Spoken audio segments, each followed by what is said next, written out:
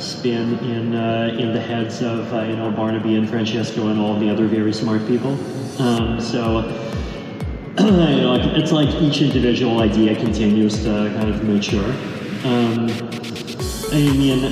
I think once we get to implementation stage, one big question that's worth asking is like, do you bundle it with SSF or do you not? And do you just like speed ahead and do it earlier?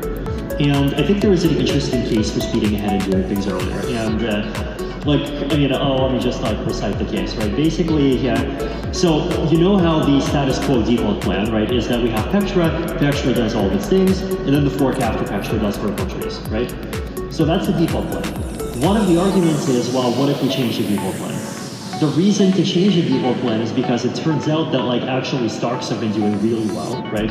And at least with Poseidon, you can prove 500,000 per second on a laptop, and then with some of these binary techniques, whether it's a GKR or Vinius or whatever, it looks like we're within reach of over 100K Blake 3s on a laptop.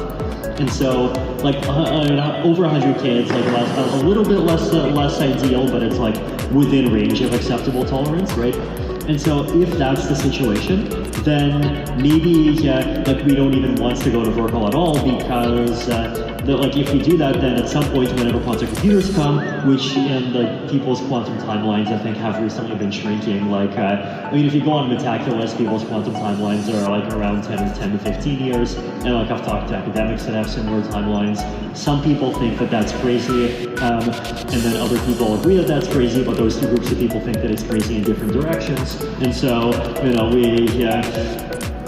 I think want to start taking quantum seriously, right? And so the question is well, what's the point of doing Verkle if we have to switch again in 5 years, right? And so the argument is well, if instead we delay switching the state tree change by a fork, or maybe even by 2 forks, then we can do it right, and we can just go to whatever the final ossified state tree design is going to be.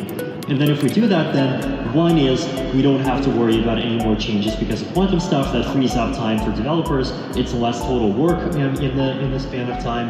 And also, actually, once you ossify the state, then it becomes easier for dApps and even layer 2s to be more decentralized, because you can start building applications, including even ZK Snarks, based on a hard-coded assumption that the state tree is built in a certain way.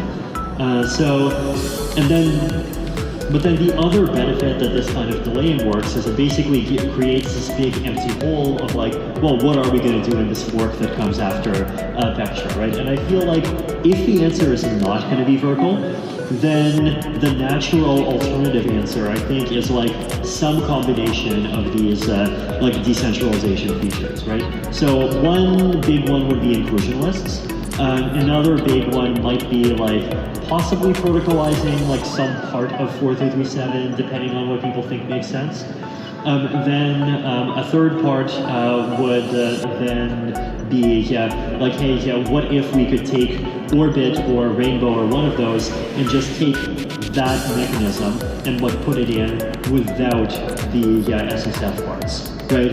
And if we do that, then we potentially, the optimistic timeline would be around the end of 2025, the amount of ETH that you need to stake drops from 32 to 1, right? And that's, obviously not a promise, right? That's, that would be a crazy, ambitious crazy target, right? But it's if you could get even close to that, that's huge value that the L1 could provide in terms of improving the situation for stakers and making it, actually viable for solo stakers, becoming this core and blocking fraction to actually happen.